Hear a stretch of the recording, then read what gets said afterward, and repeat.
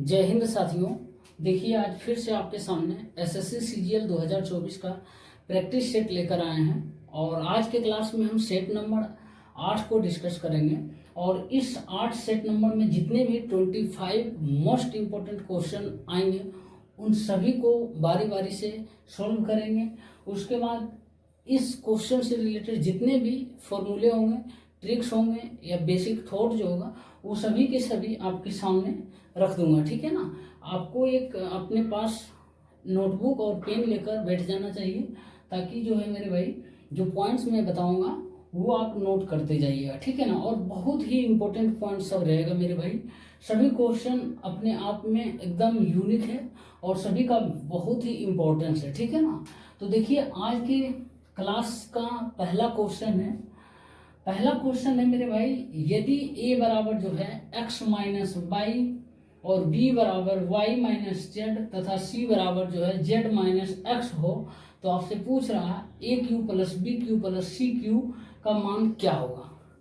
तो देखिए सबसे पहले मेरे भाई आपसे जो पूछ रहा है इससे रिलेटेड फार्मूला आपको पता होना चाहिए। तो इससे रिलेटेड फार्मूला देखिए कितना होता है, 2 होता है फार्मूला, मैं वो लिख देता हूँ।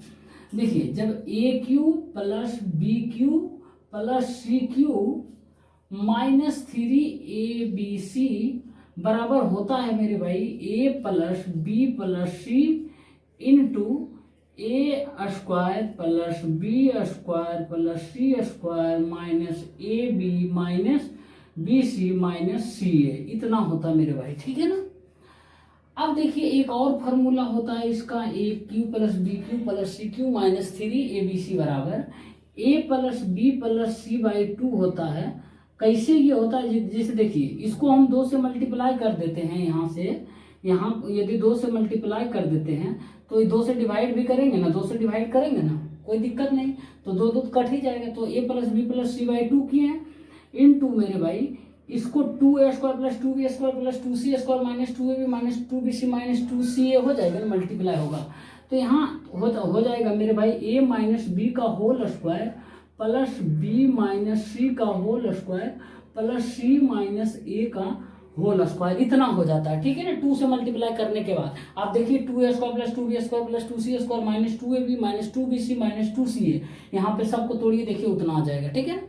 ये दोनों फार्मूला होता है मेरे भाई, आप ध्यान रखिएगा। अब देखिए यहाँ पर होता क्या, आप कभी ये क्वेश्चन बनाए होंगे कि a cube plus B Q plus C Q बराबर 3abc हो जाता है जब a plus B plus c बराबर 0 होता है। तो जब ये 0 हो जाता है मेरे भाई, a plus B plus c बराबर 0 हो जाता है तो टोटल पार्ट 0, तो यही माइनस 3abc उधर जाकर चल जाता है तो होता है a cube plus B Q plus C Q बराबर 3abc, यही बोला जाता है। ठीक है ना। असल में इसी होता है, या तो ये फार्मूला आप याद रखिए। अब देखिए यहाँ पर a प्लस बी प्लस सी मेरे भाई, यदि आपके सामने a का मान दिया हुआ, b का मान दिया हुआ, c का मान दिया हुआ, अब देखिए हम तीनों को यदि जोड़ते हैं x minus Y plus Y minus Z plus Z minus X तो सब कटकर 0 आ जाता है। ठीक है ना। यानी ये part a plus B plus C part जो है 0 आ जाता है। तो ये क्या हो जाएगा मेरे भाई, तो a Q plus B Q plus C Q बराबर 3abc आ जाएगा, 3abc आ जाएगा, ये उधर चला जाएगा 0 के उस साइड, मतलब राइट साइड चला जाएगा। तो a cube plus B Q plus C Q बराबर 3abc आ। तो बस आपसे यही पूछ रहा, तो 3 इंटू हो जाएगा, ए का मान कितना है मेरे भाई, तो x माइनस वाई, बी का मान कितना है y माइनस जेड और c का मान है z माइनस एक्स। यही मेरे भाई इसका आंसर हो जाएगा। A cube plus B Q plus C Q का मान आपसे पूछ रहा था तो कितना आ गया, यही तो पूछ रहा था। देखिए आ गया 3 into X minus Y into Y minus Z into Z minus X. ठीक है ना। इसका राइट आंसर ये है मेरे भाई, और इस तरीके से असल में होता है। ठीक है ना। तो आप ये दोनों फार्मूला याद रखिए, कभी ये दे देगा कभी ये दे देगा। ठीक है ना। तो ध्यान रखिए मेरे भाई। ठीक है ना। यदि आज के क्लास का पहला क्वेश्चन आपको अच्छी तरीके से समझ आया तो वीडियो को लाइक कर दीजिए मेरे भाई, और हमारे चैनल पर नए हैं तो सब्सक्राइब कर दीजिए। ठीक है ना। और भी क्वेश्चन आएगा थोड़ी देर में मेरे भाई। ये क्वेश्चन जो दिख रहा है ना, दिखने में बहुत आसान है लेकिन बहुत ही खतरनाक है मेरे भाई। बहुत सारे स्टूडेंट्स क्या करते हैं, जब भी एग्जाम हॉल में ऐसा क्वेश्चन आता है बहुत टाइम ले लेते हैं, और एक्यूरेसी भी इस क्वेश्चन में ज़्यादातर स्टूडेंट को नहीं देखा गया है। हर एक स्टूडेंट जो है इसका क्वेश्चन गलती करके आते हैं और कहाँ गलती करते हैं मैं बताऊंगा इस क्वेश्चन में। और असल में हमसे भी स्टार्टिंग में इस तरीके का क्वेश्चन आता था तो डर कर छोड़ देते थे, बाद में बनाते थे, नहीं तो गलत करके आ जाते थे। देखिए क्या करना, एकदम कूल माइंड के साथ बनाना है मेरे भाई, क्वेश्चन अपने आप बन जाएगा। और कहाँ गलती करते हैं छात्र, मुझे पता है, मैं बता रहा हूँ, ठीक है ना। तो देखिए हम भी वहीं पे गलती करते हैं। जब भी मेरे भाई ऐसा क्वेश्चन रहे ना तो आराम से जो भी ब्रैकेट के अंदर है ना उसको पहले निपटा लेना, ठीक है ना। और जो जैसे ये का का मतलब गुना होता है, ठीक है ना। बोर्ड मास का रूल पढ़े होंगे ना मेरे भाई, बोर्ड मास, ठीक है ना। तो बोर्ड मास में क्या होता है मेरे भाई, उसके होता है पहले का की क्रिया होता है ना, पहले का जो है उसका काम तमाम करेंगे। तो देखिए 2 सही 1/2 मतलब क्या होता है मेरे भाई 5/2। 5/2 का 3/4 है, तब 5/2 का 3/4 है ना, तो इसको पहले ही निपटा लेंगे, यानी 5×15/8 कर देंगे। नहीं तो मल्टीप्लाई होगा तो कोई बात नहीं, मल्टीप्लाई में सेम ही चीज हो जाएगा, तो 15/8 ही निपटा लेंगे, नहीं तो आप मल्टीप्लाई ही रहने दीजिए। लेकिन कब, जब यहाँ इसके आसपास डिवाइड होता ना तो दिक्कत हो जाता। तो देखिए इतना रहने देंगे, ठीक है ना। 15/8 हो जाएगा, इंटू 1/2 हो जाएगा मेरे भाई, ठीक है ना। अब देखिए भागा 3/2 है तो इसको 2/3 से मल्टीप्लाई कर देंगे ना, कोई दिक्कत नहीं आएगा, 2/3 से मल्टीप्लाई कर देंगे। अब जो है प्लस 1/2 है, 1/2 लिख लिया। अब देखिए यहाँ पर क्या है ना 3/2 भागा है ना, तो 3/2 को हम 2/3 में लिख सकते हैं ना। अब देखिए ये ब्रैकेट के अंदर है, तो ब्रैकेट के अंदर क्या होगा, पहले क्या बोले बोर्ड मास का काम करना है तमाम, तो 1/2 गुने 2/3 करेंगे तो 2 कैंसिल 1/3 आएगा, तो 2/3 माइनस 1/3 कितना आएगा 1/3, तो 1/3 लिख देंगे। अब ये क्या है मल्टीप्लाई में है मेरे भाई, मल्टीप्लाई में है ना। अब देखिए क्या क्या कटेगा, थोड़ा देखते रहिए। ये मेरे भाई प्लस यहाँ पर है ना, ये 2 कैंसिल, ये 3 कैंसिल, एकदम आराम से काटना है, ठीक है ना। अब ये 5/2 गुने 4 8 आ रहा, तो 5/8 प्लस का चिन्ह है प्लस का। अब 2 कैंसिल हो रहा, अब कुछ ऊपर में नहीं, 1 बज रहा, नीचे 3 गुने 3 9, तो 1/9 कर देंगे। अब एलसीएम लेंगे तो हो जाएगा 72 हो जाएगा, ये 45 हो जाएगा, प्लस 8 हो जाएगा, ठीक है ना। 45 8 कितना होगा मेरे भाई 53/72, यही इसका राइट आंसर हो जाएगा, ठीक है ना। जब भी ऐसा क्वेश्चन आए मैं आपको सजेस्ट करता हूँ मेरे भाई कि पहले का आप काम तमाम करिए, ठीक है ना, बोर्ड मास के रूल के हिसाब से। और उसके बाद क्या है ना, आप चाहे तो 15/8 भी यहाँ लिख सकते थे, ठीक है ना। मुझे लगता है आप यही लिख दीजिए 15/8 बेहतर हो, क्योंकि जब ये रखिएगा ना कभी भाग आ जाएगा इसके बगल में डिवाइड का, तो वहाँ पर ये गलती होने का चांसेस रहता है, ठीक है ना। तो आप सीधे इसका पहले काम तमाम कर दीजिए, उसके बाद जो ब्रैकेट में उसको तो करिए, ठीक है ना। सिंपल क्वेश्चन था लेकिन कुछ सिखाना था मेरे भाई, सभी छात्र को लेकर साथ चलना पड़ता है, ठीक है ना। मेरे साथ भी ऐसा क्वेश्चन गलती होता था और गलती होने का चांसेस बहुत ज़्यादा ऐसा क्वेश्चन में रहता, ठीक। मेरे दोस्त एक और क्वेश्चन आपके सामने आया है और ये बहुत ही इंपॉर्टेंट क्वेश्चन है। देखिए इस तरीके के क्वेश्चन हालांकि बता चुके हैं लेकिन फिर से बताऊंगा, जितना बार आएगा उतना बार बताऊंगा, तब तक बताते रहेंगे जब तक कि आप सीख ना जाए मेरे भाई, आपके जुबान पर ये फॉर्मूला इसका पता ना हो जाए, ठीक है ना, इसका मेथड। तो देखिए मेरे भाई √9 प्लस √7 अपॉन √9 माइनस √7 है, प्लस √9 माइनस √7 बटे √9 प्लस √7 का मान पूछ रहा है। तो देखिए यहाँ पर √9 प्लस √7 है मेरे भाई, यहाँ पर 3 मत कर देना, 9 के वर्गमूल निकाल कर 3 मत कर देना। पहले देखना होता क्या है मेरे भाई, √a प्लस √b रहे बटे √a माइनस √b जब रहे, फिर बता रहा हूँ, ठीक है ना। तो मेरे भाई जब a माइनस बी बराबर 2 रहे, ठीक है ना, a माइनस बी बराबर जब 2 रहे, आप नोटबुक में लिख लीजिए, इसीलिए बोले नोटबुक आप लिख बैठिए अपने सामने, ठीक है ना। तो a माइनस बी जब बराबर 2 रहे मेरे भाई, रूट के अंदर जो है वो a माइनस बी, ना कि √a माइनस √b, ठीक है ना। a माइनस बी बराबर 2 रहे तो ये चीज मेरे भाई क्या हो जाता है जानते हैं, a plus b/2 plus √ab हो जाता है, ठीक है ना। इतना चीज, इतना लिखने के बजाय इतना हम लिख देंगे, ठीक है ना। अभी लगता होगा कि भाई इतना और लग रहा कॉम्प्लिकेटेड, बहुत ही इजी हो जाएगा, देखिए ना। अब देखिए यदि इसका उल्टा रहे, यानी ऊपर में ये रहे चीज, ये चीज ऊपर में रहे और ये चीज नीचे में रहे, यानी जो कि ये है, तो ये भी a माइनस बी बराबर, तो दो अंदर तो है होगा ही सेम चीज। यहाँ पर क्या होगा मेरे भाई, यहाँ पर उस चीज को a plus B by two minus सिर्फ रूट ए बी कर देना, यहाँ सिर्फ माइनस हो जाएगा, साइन चेंज हो जाएगा, ठीक है ना। कब, जब रूट ए माइनस रूट बी बटे रूट ए प्लस रूट बी रहेगा, मतलब इसका जस्ट उल्टा रहेगा, ठीक है ना, इनवर्स। तो ये चीज ये लिख देंगे, ठीक है ना। अब देखिए यहाँ पर हमको इसकी कैलकुलेशन की कोई जरूरत नहीं है। देखिए इस चीज को हम क्या लिखेंगे, इतना को मेरे भाई, इतना को क्या लिखेंगे, ये लिख देंगे a plus B by two. तो 9 प्लस 7 बटे 2 कितना होता है, 16। 16 बटे 2 कितना होगा मेरे भाई, तो 8 हो जाएगा। 8 plus root A B, root A into B 63 हो जाएगा। बस अब इसका काम तमाम हो गया। अब देखिए प्लस, अब इसका जस्ट उल्टा ये है ना, तो इसका भी जस्ट उल्टा ये हो जाएगा, इसका उल्टा ये पार्ट है ना, ये पार्ट, तो ये 8 प्लस रूट 63 आया, तो ये 8 माइनस रूट 63 होगा।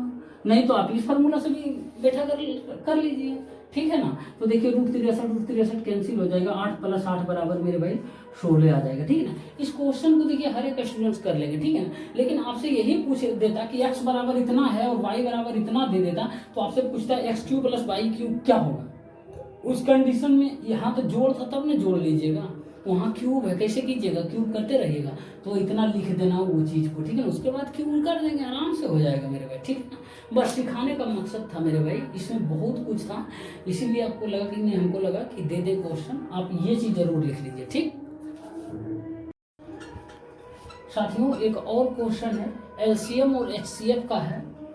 देखिए बोल रहा कि दो संख्याओं में 15:11 का अनुपात है, यदि उनके मोस्ट यानी महत्तम समावर्तक यानी एचसीएफ जो है वो 13 हो, तो संख्याएं क्या है।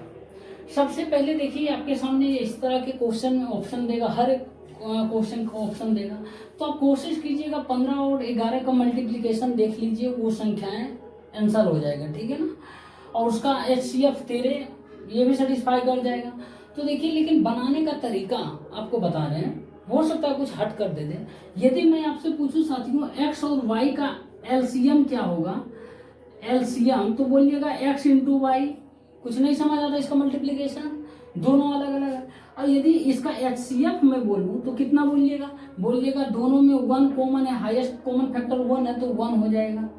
और यदि मैं x और 3y का बोलूं एलसीएम कितना होगा, तो बोलिएगा 3xy हो जाएगा, ठीक है ना। और ये 9x 3y का एलसीएम बोले तो कितना हो जाएगा 9xy, और एचसीएफ पूछूं साथियों तो कितना हो जाएगा 3 हो जाएगा, ठीक है ना। तो उसी तरीके से इस क्वेश्चन को हम करेंगे। देखिए क्या है ना मेरे भाई कि दो संख्याओं का अनुपात दिया है 15:11 और उनके 15:11 है, इसका मतलब मेरे भाई इसके साथ कोई एक वेरिएबल जुड़ा हुआ रहता है। हमेशा बताते हैं कि कोई भी रेशियो में मान दिया होता है ना, तो एग्जैक्ट वैल्यू नहीं होता, ठीक है ना। तो यहाँ पर कुछ ना कुछ जुड़ा हुआ रहता है, जैसे वेरिएबल एक्स है और दोनों तरफ जो मान लीजिए के मान लीजिए। अब उनके एचसीएफ ये दोनों संख्याओं का जो है ना वो 13 है, इसका मतलब 13 इंटू 15 इंटू 13 बोलिए, ये 15 इंटू 13 होगा, इधर भी 11 इंटू 13 होगा संख्याएं, तब इन दोनों का एचसीएफ देखिए दोनों में कॉमन फैक्टर क्या है, हाईएस्ट कॉमन फैक्टर 13, तब एचसीएफ 13 है। बस यही तो संख्याएं होगी, 15 गुने 13, 11 गुने 13 कितना होगा, ये 143 हो जाएगा, और ये 145 195 हो जाएगा मेरे भाई। तो दोनों संख्याएं, एक 195 दूसरा 143 संख्याएं होगी, ठीक है ना। बस ये चीज सिखाना था कि एलसीएम और एचसीएफ किस तरीके से निकाला जाता है, ठीक है। बहुत बार वैसा क्वेश्चन आएगा, धीरे धीरे सब आएगा। साथियों काफी लंबे समय बाद अंश और हर का क्वेश्चन आया है। देखिए ये भी क्वेश्चन पूछा जाता है इस तरीके से भी, और जब भी ऐसा क्वेश्चन मेरे भाई आपसे पूछे ना, तो क्या करना है, इस क्वेश्चन में बिल्कुल भी कैलकुलेशन नहीं करना, सीधे ऑप्शन पर चले जाना है, ठीक है ना। जब भी ऐसा क्वेश्चन, देखिए इस क्वेश्चन को मैं इस बार ऑप्शन दिया हूँ, देखिए कितना आसानी तरीके से कितना फास्ट इस क्वेश्चन का आंसर आएगा। बोल रहा है किसी भिन्न का हर जो है उसके अंश के तिगुने से 2 अधिक है, तो तिगुने से 2 अधिक है। यदि अंश तथा हर में से मेरे भाई प्रत्येक को 1 से बढ़ा दिया जाए तो भिन्न 1/3 हो जाता है। तो मूल भिन्न क्या है ये आपसे पूछ रहा। मेरे दोस्त बोले ना, ऐसा क्वेश्चन आए डायरेक्ट ऑप्शन पर चले जाना, और ऑप्शन में भी से बाकी आप यदि ज़्यादा होशियार है ना तो आप इस क्वेश्चन को यहीं से पढ़कर खत्म कर दीजिए, हो गया आंसर। इतना में ही छुपा है मेरे भाई, ज़्यादा पढ़ने का कोई जरूरत नहीं। मैं जब भी ऐसा क्वेश्चन आता है मैं सेकेंड स्टेप पढ़ता ही नहीं, ये क्वेश्चन देखता हूँ फर्स्ट स्टेप, उसके बाद ऑप्शन पर चला आता हूँ। बोल रहा हर उसके अंश के तिगुने से 2 अधिक है। क्या ये हर जो है इस अंश के तिगुने से 2 अधिक है? तो इसमें 3 जो गुना की जो 2 जोड़िए 15 15 2 17 है, बिल्कुल भी नहीं है, 21 है, गलत है। क्या इसके तिगुने से 2 अधिक है? 4 12 2 14 आता है, तो हर क्या 14 है? बिल्कुल भी नहीं, 19 है, खत्म कहानी है भी। ऑप्शन सी कहते हैं क्या इसके तिगुने से 2 अधिक है? 5 15 2 17 है, 17 आ रहा मेरे भाई, हर अंश के तिगुने से 2 अधिक, यहाँ सेटिस्फाई कर रहा, तो ऑप्शन नंबर सी इसका आंसर हो जाएगा। फोर्थ भी देख लेते हैं, ऑप्शन डी, क्या इसके तिगुने से 2 अधिक है? तिगुने तो है ही नहीं मेरे भाई, दोगुने से 2 अधिक है, तो ये बिल्कुल भी नहीं कह रहा तिगुने से 2 अधिक है। बस फर्स्ट स्टेप पढ़ना, ऑप्शन पे चले जाना, क्वेश्चन को निपटा कर चले आना, ठीक है ना। एकदम 10 सेकंड के अंदर ये क्वेश्चन बन जाएगा। कैलकुलेशन बिल्कुल भी ऐसा क्वेश्चन में नहीं करना है। और भी एक टाइप का बनता है क्वेश्चन इससे रिलेटेड, मैं वो भी क्वेश्चन कभी अगले क्लास में या कोई और सेट में मैं कराऊंगा, ठीक है ना। तो इस तरीके से करना है मेरे भाई। कैलकुलेशन नहीं तो आपकी मर्जी, आप बोर्ड का एग्जाम नहीं दे रहे हैं, आप एकदम कंपटीशन का एग्जाम दे रहे हैं, तुरंत निकालना, ठीक मेरे भाई। एक और क्वेश्चन आपके सामने है, और देखिए बोल रहा है कि आशुतोष जो है ना अपनी आय का 20% खर्च करता है, ठीक है ना, तथा शेष बचा लेता है। उसकी आय अब जो है 30% से बढ़ जाती है, तथा वह अपनी बचत को मेरे भाई 20% से बढ़ा देता है। उसके बाद का खर्च पूर्व खर्च से कितना प्रतिशत अधिक है, ये पूछ रहा आपसे। यानी कि उसका जो बाद का खर्च है ना, पूर्व खर्च से पहले खर्च से कितना प्रतिशत अधिक है। तो देखिए जब भी ऐसा क्वेश्चन आए, किसी व्यक्ति का आय कुछ रहता है, उसमें से कुछ खर्चा करता है, कुछ बचा लेता है, तो इस तरह की क्वेश्चन में मेरे भाई आप जितना संभव हो सके, जितना जल्दी हो सके, आप रेशियो मेथड का यूज करिए। रेशियो मेथड के यूज करिएगा तो क्वेश्चन जल्दी बन जाएगा, नहीं तो ऐसे भी बनेगा क्वेश्चन। देखिए दोनों तरीके से मैं बताऊंगा आपको। देखिए अब बोल रहा अपनी आय का 20% खर्च करता है। साथियों देखिए 20% खर्च करने का मतलब क्या है ना, 20% खर्च करने का मतलब 1/5। यदि मेरे भाई 5 इनकम है किसी व्यक्ति को, तो 1 रुपया खर्च करता है और बचाता कितना है मेरे भाई, बोलिएगा 4 रुपया बचाता है। समझ में आया? फिर से बता रहे हैं, आशुतोष अपनी आय का 20% खर्च करता है। 20% का मतलब 1/5। तो मान लेते हैं डिनोमिनेटर का ओरिजिनल संख्या यानी 5 रुपया उसका आमदनी है, तो 1 रुपया खर्च करता है, तो बचता कितना है मेरे भाई, यानी बचत कितना करता है, तो बोलिएगा बचत करता है 4 रुपया, ठीक है ना। अब जो है क्या होगा, ये 5 = 1 + 4, ये ऐसे लिख सकते हैं, कोई दिक्कत नहीं है ना। तो अब देखिए क्या है ना, खर्च प्लस बचत जोड़ेंगे तब में आएगा, तो इसी तरीके से कर दिया। अब बोल रहा उसकी आय 30% से बढ़ जाती है, तो 30% से बढ़ जाता है मेरे भाई, +30 लिख देंगे। जितना परसेंट बढ़ेगा प्लस में बढ़ेगा, घटेगा तो माइनस में लिखेंगे। उसके बाद क्या करेंगे, उसके बाद बोल क्या रहा है कि वह अपनी बचत को 20% से बढ़ा देता है। तो पहले 4 बचत है, 20% बढ़ा देगा, +20% लिख देंगे। अब खर्च कितना बढ़ा रहा है या घटा रहा है ये हमको नहीं पता, तो खर्च मान लेंगे मेरे भाई X%। क्या होता है, बढ़ता है या घटता हमको नहीं पता है, यहाँ फिर सिर्फ खर्च मान लिए X% से प्रभाव पड़ता है। बढ़ता है घटता है वो साइन पर डिपेंड करेगा, प्लस आएगा बढ़ेगा, माइनस आएगा तो घटेगा, ठीक है ना। कभी कभी ऐसा भी पूछ देगा उसके खर्च पर क्या प्रभाव पड़ेगा, ये नहीं बताएगा बढ़ेगा या घट रहा है, ठीक है ना। ऑप्शन में दे देगा बढ़ रहा, घट रहा, या इतना % बढ़ रहा, इतना % घट रहा। तो देखिए अब क्या करेंगे, तीनों को मेरे भाई मल्टीप्लाई कर देंगे सबको आपस में, ठीक है ना। इसको भी मल्टीप्लाई कर देंगे, इसको भी मल्टीप्लाई कर देंगे, ठीक है ना। तो 5 × 30 करेंगे, प्लस 150% हो जाएगा। 150 तो 150 लिखेंगे, प्लस का कोई मतलब नहीं भी लिखेंगे, यहाँ चलेगा। प्लस लिखने से बराबर है तो बराबर कर देंगे। अब देखिए x 1 × x कितना होगा, X%। ये मेरे भाई प्लस है तो प्लस 4 × 20 80, सब प्लस में तो प्लस। x बराबर कितना आ जाएगा मेरे भाई, x बराबर 70% आएगा। अब x का मान क्या 3 है, प्लस में आया, +70 पर आया, तो +70% जो मेरे भाई उसका जो है ना खर्च जो है ना, बाद का खर्च x% मान लिया, जो कि 70% से बढ़ रहा, ठीक है ना, ये आ गया। इस तरीके से आप इस क्वेश्चन को बनाइएगा जब भी ऐसा क्वेश्चन। और तरीका देखिए बता रहा हूँ, कुछ लोगों को हो सकता है फ्रैक्शन में ये निकालने नहीं आए, कोई बात नहीं, 20% खर्च करता, मान लेते हैं आमदनी 100 रुपया होगा, तो 20 आय मान लेते हैं 100 रुपया होगा, तो 20% खर्च करता, तो इसका 20% 20 ही हो जाएगा। तो बचत कितना करेगा मेरे भाई, बचत 80 रुपया करेगा। 20 आमदनी 100 रुपया, खर्चा 20 रुपया करता है, तो बचत 80 रुपया। देखिए इसी ये आय को हम क्या करें, खर्च और बचत में जोड़ देंगे तो हो जाएगा। अब इसको हम काट देंगे ना सबको, 20 एकम 20, 20 चौक 80, 20 25 100, सेम चीज आ रहा है ना मेरे भाई, ये सेम चीज आ रहा है ना, ये है ना। बस आपको ऐसे करिए या फिर ऐसे करिए, कोई फर्क नहीं पड़ने वाला, ठीक है ना। फाइनली इसको छोटा जितना से हो सके संभव रेशियो को छोटा कर दीजिए, ठीक है ना, कैलकुलेशन करने से बच जाइएगा। दूसरा कुछ स्टूडेंट का सवाल मन में आएगा, भाई हम रेशियो से नहीं करेंगे, कोई बात नहीं, मत कीजिए। देखिए आय क्या है मेरे भाई, आय मान लेते हैं 100 रुपया है, खर्च कितना करता है तो 20, तो बचाता कितना है मेरे भाई, 80 बचाता है ना 80। अब क्या है, बोल रहा है कि उसके आय 30% से बढ़ जाती, तो आय 100 था पहले, 30% बढ़ेगा तो कितना हो जाएगा मेरे भाई, 130 रुपया। उसकी बचत को 20% से बढ़ा देता, तो बचत पहले 80 था, इसका 20% बढ़ाएंगे तो 96 हो जाएगा, प्लस 20% बढ़ाएंगे तो 96 रुपया होगा ना। आप 80 का 120/100 कीजिएगा, बराबर 96। अब बोल रहा है खर्च कितना प्रतिशत से अधिक होगा या नहीं होगा, तो अब देखिए 96 खर्च कितना बच जाएगा, ये 130 आए है, 96 बचाता है, तो खर्च कितना होगा मेरे भाई, 34 हो जाएगा, 34 हो जाएगा ना, हो जाएगा ना, 34 होगा। पहले खर्च 20 था, अब खर्च 34 हो गया, तो कितना बढ़ा है घटा है, तो ऑब्वियसली 34 हुआ है, 20 से बढ़ा है, तो कितना बढ़ा है मेरे भाई, 14, कितना पर बढ़ा है, तो 20 पर इंटू 100 कितना आ जाएगा मेरे भाई, 70%। आ गया ना, बढ़ रहा है, जो जैसे मन है मेरे भाई वैसे क्वेश्चन को करिए, आंसर वही आएगा, ठीक है ना। पसंद आया मेरे भाई ये तरीका, तो वीडियो को लाइक कर दीजिए और शेयर कर दीजिए, ठीक। मेरे भाई एक और क्वेश्चन है, देखिए डिस्काउंट का है, और ऐसा क्वेश्चन हमेशा पूछा जाता है। आपको दे दिया 10% और 5% का क्रमिक छूट, मतलब सक्सेसिव डिस्काउंट 2 दिया है, तो इसका पूछ रहा है एक सिंगल डिस्काउंट कितना होगा टोटल। तो यदि 2 डिस्काउंट इस तरह का लेते हैं तो टोटल डिस्काउंट बताना है सिंगल, ठीक है ना।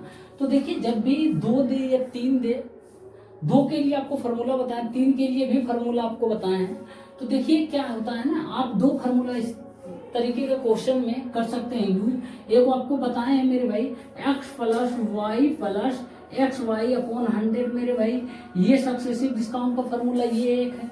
दूसरा आपको बताएं कि 100 plus minus X into 100 plus minus Y into 100 plus minus Z बटे, जैसे ये 3 बार है ना डिस्काउंट दिया है, तो एक कम 100 से मल्टीप्लाई करेंगे, पावर देंगे, 100 पे पावर 2 कर देंगे।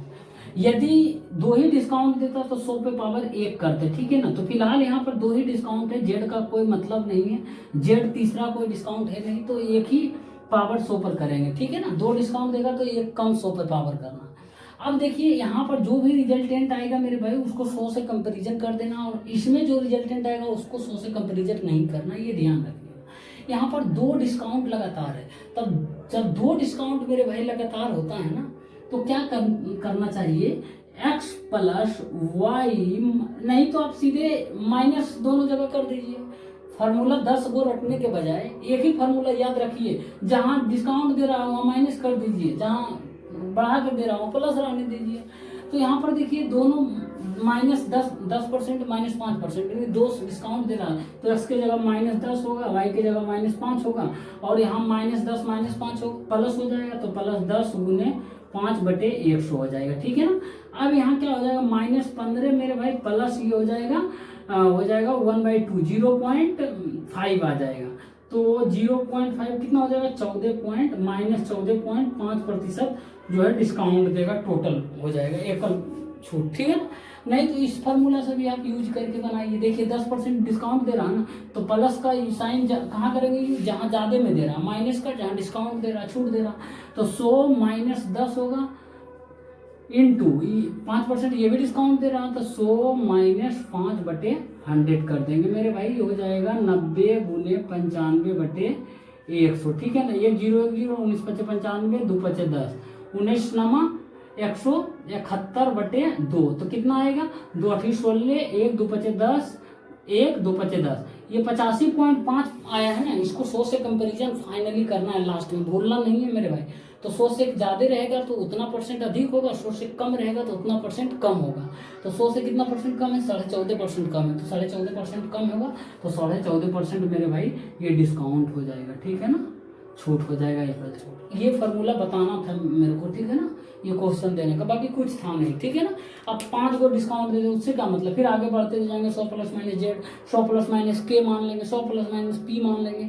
5 को देगा तो 5 कर देंगे, लेकिन उससे एक पावर 100 पे कर देना, ठीक है ना। 5 बार डिस्काउंट देगा 100 पे पावर 4 करना, 6 बार देगा 100 पे पावर 5 करना, 3 बार देगा 100 पे पावर 2 करना, एक पावर कम करना, ठीक है ना मेरे भाई। साथियों, एक सिंपल इंटरेस्ट का बहुत ही सिंपल सवाल है। देखिए, बोल रहा है कि 1500 रुपया को 2 भागों में बांटकर पहले भाग को जो है मेरे भाई 6% वार्षिक दर पर 4 वर्षों के लिए तथा दूसरे भाग को 5% वार्षिक दर पर 3 वर्षों के लिए उधार दिया जाता है, ठीक। यदि दोनों राशियों पर प्राप्त साधारण ब्याजों में 16:15 का अनुपात हो तो पहले भाग की धनराशि क्या थी, आपसे ये पूछ रहा हूँ। यानी 1500 रुपया को 2 भागों में बांट रहा है मेरे भाई। 1500 रुपया को या कितना भी रुपया को 2 से अधिक भागों में, कितना भी भाग में बांट दे, कितना भी रेट पर, कितना भी टाइम के लिए, तो हमको क्या है, मेन एक फार्मूला सिंपल इंटरेस्ट का पता रहना चाहिए, बाकी क्वेश्चन में कोई दम नहीं है। तो देखिए क्या करेंगे मेरे भाई, कि आप जानते हैं ना, सिंपल इंटरेस्ट बराबर P into R into T बटे 100 होता है, बस वही यूज करेंगे। मान लेते हैं 1500 रुपया का पहला भाग P1 रुपया देता है, जो कि कितने परसेंट की दर पे, 6% की, इंटू 4 वर्ष के लिए बटे 100 होता है। ये सिंपल इंटरेस्ट होता है ना, इसका फॉर्मूला।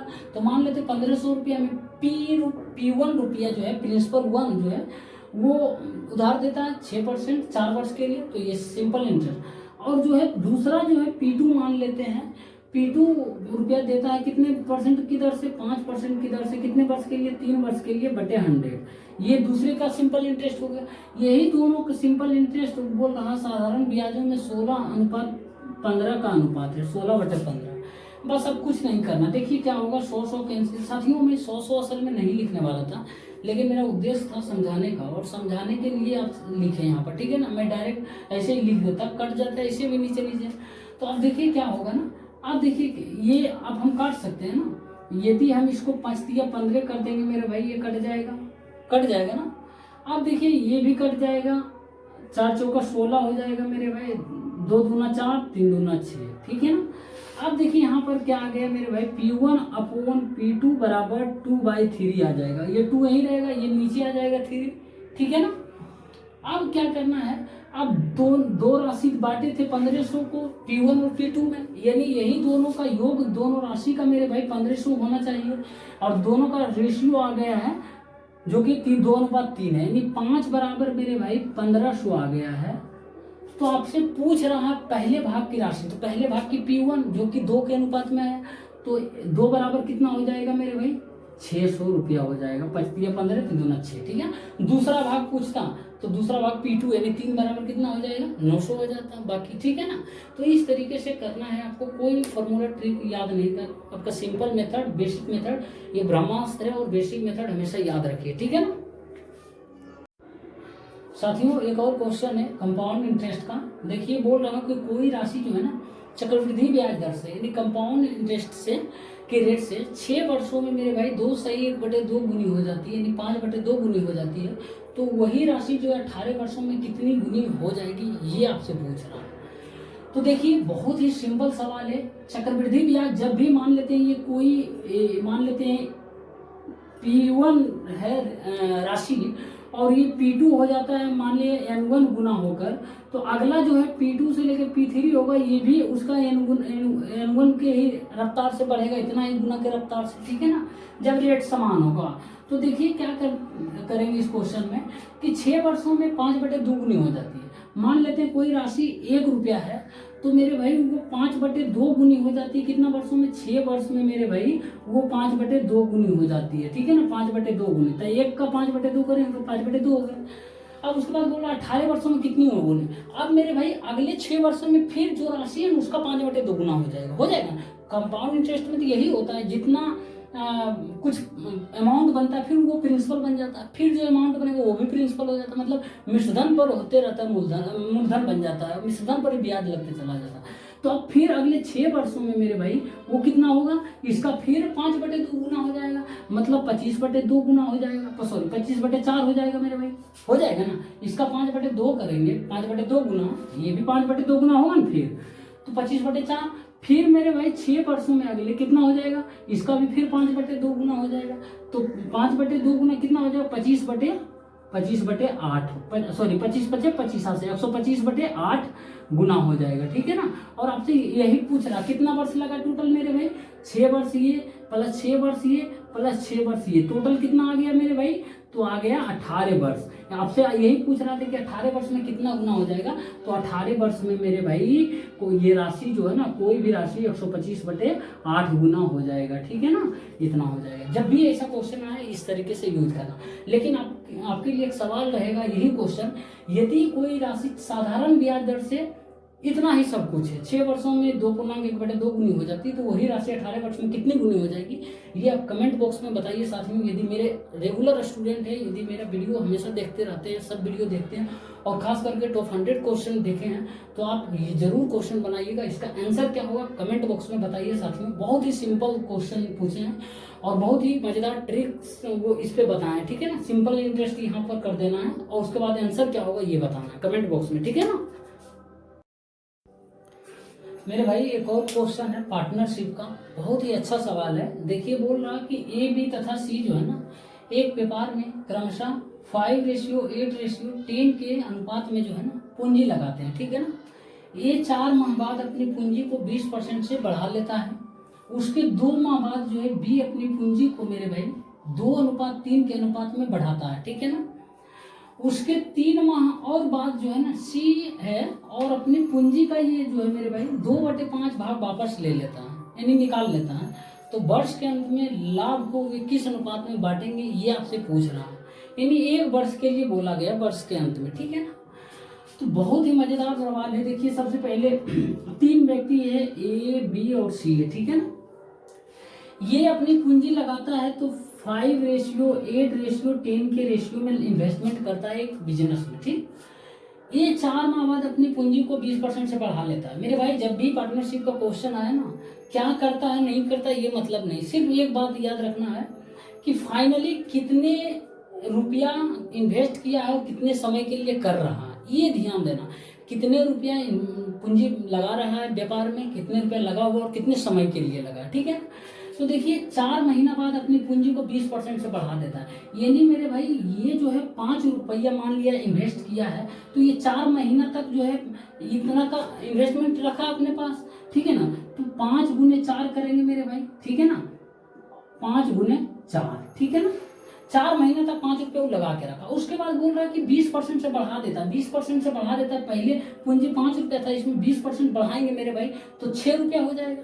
5 का 20% बढ़ाएंगे तो 6 रुपया हो जाएगा मेरे, तो 6 रुपया हो जाएगा और प्लस रहेगा, ठीक है ना। और ये भी उसके बाद आगे ए के बारे में कुछ नहीं बोला, मतलब आखिरी के 4 महीना यानी कर दिया वो 5 के, अब बचा है 8 महीना तक, यानी 6 रुपया इन्वेस्टमेंट में, 6 रुपया 8 महीना तक वो रहता है व्यापार में। अब ए का काम तमाम, दोनों को जोड़ेंगे बाद में। अब जो है बी मेरे भाई बोल रहा है उसके 2 माह बाद, यानी 4 2 6 महीना के बाद जो है बी अपनी पूंजी को 2:3 के अनुपात में बढ़ाता है। मेरे भाई बहुत सारे स्टूडेंट्स यहाँ पर देखेंगे, यहाँ भी अनुपात है ना, डर जाएंगे और क्वेश्चन को छोड़ देंगे। बहुत ही सिंपल है मेरे भाई, देखो क्या है, सिंपल बता रहे हैं। तो बी मेरे भाई ये कितना है, 4 और 2 6 महीना तक वो 8 रुपये तो इन्वेस्टमेंट किया है, तो 6 महीने तक हम 8 रुपया का इन्वेस्टमेंट करा देते हैं बी को, ठीक है। अब जो है अपनी पूंजी को 2:3 के अनुपात में बढ़ा देता है। 2:3 के अनुपात में बढ़ा देता है, कितना परसेंट बढ़ा रहा है देखिए तो आप इसको, तो बोलिएगा 50% बढ़ा रहा है मेरे भाई। 2:50% डायरेक्ट लिखने के बजाय बढ़ाने का बोल रहा है कि 2:3 के अनुपात में बढ़ा रहे हैं, ठीक है, देखिए कितना चालाकी किया है। तो हम 2:3 नहीं जानेंगे, हम जानेंगे 50% बोल रहा है बढ़ाने के, यही तो है। 2 से 3 हो गया मतलब 50% बढ़ रहा। तो 50% बढ़ रहा, पहले 8 रुपया था, 50% बढ़ाएंगे तो 12 रुपया हो जाएगा। 50% बढ़ाएंगे तो 12 रुपया होगा ना। तो 12 रुपया मेरे भाई, अभी इसको भी जोड़े, 12 रुपया कितने महीने के लिए, क्या बी के बारे में कुछ कहा नहीं है। तो 6 महीना 8 रुपये लेकर किया इन्वेस्टमेंट, बाकी का 6 महीना बचेगा तो 12 रुपये के साथ वो इन्वेस्टमेंट करेगा, व्यापार में रहेगा। अब सी जो है तीसरा व्यक्ति मेरे भाई, उसके 3 माह बाद और सी अपनी पूंजी का 2/5 भाग वापस ले लेता। 2/5 भाग वापस ले लेता है मतलब कितना ले लेता है मेरे भाई, बोलिएगा 40% ले लेता। 40% वापस ले लेता, कोई बात नहीं, 2/5 या 2/5 वापस लेता, 3/5 रहने देता है पूंजी में, ये भी कर सकते हैं। जो मन है वो कीजिए, बस कैलकुलेशन सही होना चाहिए। अब देखिए उसके 3 माह बाद यानी 4 महीना और 2 6 3 9 यानी 9 महीना तक ये मेरे भाई रहा 10 रुपये लेके इन्वेस्टमेंट, मतलब व्यापार में रहा इन्वेस्टमेंट करके। अब बचता है मेरे भाई 40% विथड्रॉ कर लेता है, 10% का 40% विथड्रॉ कर लेता है, मतलब 60% रहने देता है मेरे भाई। 3/5 रुपये रहने देता है, तो 3/5 रहने देता है यानी 6 रुपया वो रहने देता है, ठीक है ना। 10 रुपया पहले था, 40% विथड्रॉ कर लेता है, 2/5 भाग कर लेता है ना, यानी 4 विथड्रॉ कर लेता है, बचता है 6 रुपया। 6 रुपया आखिरी 3 महीने तक रहता है ना, वर्ष के अंत में बोल रहा है। 9 महीना तो किया है 10 रुपया लेके, बाकी 3 महीना यानी 12 महीने तक करना है, एक साल तक। तो 3 महीना 6 रुपये के साथ इन्वेस्टमेंट किया, बस मेरे भाई जोड़ देना। 5 चौका 20, 48 कितना होगा, 20 48 हो जाएगा मेरे भाई, 68 हो जाएगा, ठीक है। तो 68 लिख देता हूँ, 68 रेशियो 48 और 72 कितना होगा, 72 48 जोड़ेंगे, 8 10 के 0 बाकी 1, 8 7 7 4 11 12, ठीक है ना, 120। अब हो जाएगा 90 18 कितना हो जाएगा, 108 हो जाएगा। 108 हो जाएगा, क्या 12 से कटेगा, बिल्कुल भी नहीं, 4 से कट जाएगा। 17:30:30:27, 4×2 8, 4×2 8, 2 4 7 28, बिल्कुल मेरे भाई 17:13:30:27 के अनुपात में जो है ना वो लाभ को बांटेंगे। यही आंसर आ गया है, बहुत ही बढ़िया क्वेश्चन था। देखिए कितना आसान तरीके से मेरे भाई, इतना टाइम ले लिया आपको पता है समझाने के उद्देश्य से, ठीक है ना, नहीं तो क्वेश्चन कब का निपट जाता। बस ये ध्यान रखिए कितना रुपया पूंजी में लगा कर रखा है, कितने समय तक रखा है, ये एक बात रखिए, बाकी कुछ नहीं याद रखे। और देखिए थोड़ा रोटेट करने का तरीका, 2:3 के अनुपात में बोल रहा, मतलब 50% बढ़ा रहा, 2/5 भाग वापस ले रहा, मतलब 40% वापस ले रहा, 60% छोड़ रहा है, या तो 2/5 भाग वापस ले लेता, 3/5 रहने देता पूंजी, बस वो करते रह जाएंगे, ठीक है ना। साथियों देखिए एक और क्वेश्चन है, और ये एलिगेशन का क्वेश्चन है। बोल रहा है कि 14 रुपये प्रति किलोग्राम की कितनी चीनी जो है 9 रुपये प्रति किलोग्राम की 44 किलोग्राम चीनी में मिलाया जाए कि मिश्रण को मेरे भाई 13.20 रुपये प्रति किलोग्राम की दर से बेचने पर जो है 10% का लाभ हो। तो देखिए एलिगेशन में क्या होता है मेरे भाई, इस तरीके से 2 लाइन लेते हैं, और ये जो बीच में होता है मेरे भाई वो होता है इन दोनों के बीच का वैल्यू, यानी एवरेज एक तरह से यहाँ पे होता है। और जो भी चीज़ यहाँ सीपी होता है, क्रय मूल्य होता है, यहाँ क्रय मूल्य, यहाँ भी क्रय मूल्य, यहाँ विक्रय मूल्य, यहाँ विक्रय मूल्य, यहाँ विक्रय मूल्य, सम जो भी होता है सेम चीज होता है। तो यहाँ बोल रहा क्रय मूल्य दिया 14 रुपये प्रति किलोग्राम, और उसके बाद 9 रुपये प्रति किलोग्राम, और यहाँ बेचने पर भी 10% का लाभ होता है कि कब 13.20 रुपये जब बेचता है तो यानी 110 का वैल्यू जो है 13.20 है, तो 100% मतलब क्रय मूल्य यहाँ भी निकाल लेंगे मेरे भाई, सीपी, ठीक है ना, सीपी हो जाएगा 13.20 बटे 110 इंटू 100, फिर ये पॉइंट हटेगा 20, खत्म कहानी। तो ये 12 रुपया आएगा, 12 रुपया पर केजी आया टोटल मिश्रण, ठीक है ना, मिश्रण। तो मिश्रण 12 रुपये पर केजी, ये दोनों यही होता है, दोनों को मिलाते हैं मिश्रण बनता है 12 रुपये पर केजी। अब देखिए कितना चीनी, अब देखिए 14 रुपये प्रति किलोग्राम है, यहाँ 14 रुपये लिख देंगे प्रति किलोग्राम। उसके बाद बोल 9 रुपये प्रति किलोग्राम की 44 किलो चीनी, तो 9 रुपये प्रति किलोग्राम 44 किलोग्राम चीनी, 44 किलोग्राम अभी छोड़ देंगे, पहले किलोग्राम प्रति किलोग्राम वैल्यू यहाँ रेट जो है ना लिख देंगे यानी सीपी। अब देखिए 12 दोनों के बीच का वैल्यू निकाल लेंगे, 3:2 आया, 3:2 आया, 9 किलोग्राम प्रति किलोग्राम लेता है तो 44 किलोग्राम लेता है, यानी 2 का वैल्यू मेरे भाई 44 दिया हुआ है, तो 3 का वैल्यू कितना होगा 66 हो जाएगा, 66 क्या हो जाएगा किलो चीनी हो जाएगा। 2 रुपये प्रति किलोग्राम ये है ना, सॉरी 2 का वैल्यू 44 किलो है ना, 44 है, तो 3 का वैल्यू कितना हो जाएगा, यानी पहले का बोल रहा है कि कितनी चीनी, यानी 14 रुपये वाला कितनी चीनी, तो 3 बराबर 66 किलोग्राम होगा। ठीक है ना, इस तरीके से क्वेश्चन सोल्व कीजिए, आराम से हो जाएगा। ठीक साथियों, एक और क्वेश्चन है, देखिए एज से रिलेटेड है। बोल रहा है कि 10 वर्ष पहले जो है दिव्या की उम्र जो है ना वो नर्मदा की उम्र की आधी थी। ठीक, यदि आज दोनों की उम्र का अनुपात जो दिया हुआ है 3:4 है, तो उनकी वर्तमान उम्रों का योग कितना है। मेरे भाई एग्जाम हॉल में आपको क्वेश्चन देगा, इसके साथ ही ऑप्शन भी देगा। ठीक है ना, तो देखिए आप जितना संभव हो सके ऑप्शन से करिए। देखिए ऑप्शन दिया हुआ था इस क्वेश्चन में भी, और ऑप्शन मेरे भाई 4 में से 3 ऑप्शन जो है ना, ये कितना टोटल उम्रों का अनुपात पूछ रहा है ना, तो आज दोनों की वर्तमान उम्रों का अनुपात यानी वर्तमान उम्र बोल रहा, तो यानी 7 का मल्टीपल मेरे भाई एक ही ऑप्शन था। ठीक है ना, तो और 3 ऑप्शन बाकी 7 का मल्टीपल नहीं था। डायरेक्ट बिना क्वेश्चन सॉल्व किए आंसर बताया जा सकता है इस क्वेश्चन को, लेकिन आपको देखिए सिखाने का पर्पज से क्वेश्चन बनाते हैं। ठीक है ना, आप बहुत सारे क्वेश्चन ऑप्शन के आधार पर ही कर लीजिएगा, लेकिन सीखना है। तो देखिए बोल रहा 10 वर्ष पहले दिव्या की उम्र नर्मदा की उम्र की आधी थी, तो दिव्या की उम्र और नर्मदा की उम्र मान लेते हैं। नर्मदा की उम्र जो है मेरे भाई 2x थी 10 वर्ष पहले, तो दिव्या की उम्र कितना हो जाएगा, x हो जाएगा, इसका आधा हो जाएगा। बोल रहा दिव्या की उम्र जो है ना नर्मदा की उम्र की आधी थी, तो नर्मदा की उम्र 2x एज था, तो इसका उम्र कितना हो जाएगा, x एज। कब, 10 वर्ष पहले। ठीक है ना, 10 वर्ष पहले। तो अभी वर्तमान उम्र कितना होगा मेरे भाई इन दोनों का, तो वर्तमान उम्र हो जाएगा कितना, x प्लस 10 हो जाएगा। 10 वर्ष पहले का एज ही है ना, तो अभी 10 वर्ष अभी का उम्र कितना होगा, x प्लस 10 होगा, 10 साल जुटेगा, तो इसका भी उम्र नर्मदा का 2x प्लस 10 वर्ष हो जाएगा, यानी वर्तमान उम्र दोनों का दिया हुआ। अब बोल रहा है इन दोनों की उम्रों का अनुपात, यानी अभी उम्रों का अनुपात मतलब वर्तमान उम्रों का अनुपात। ठीक है ना, तो x प्लस 10 बटे मेरे भाई 2x प्लस 10 बराबर 3/4 है। ठीक है ना, क्रॉस मल्टीप्लीकेशन करते हैं, 4x प्लस 40 बराबर 6x प्लस 30।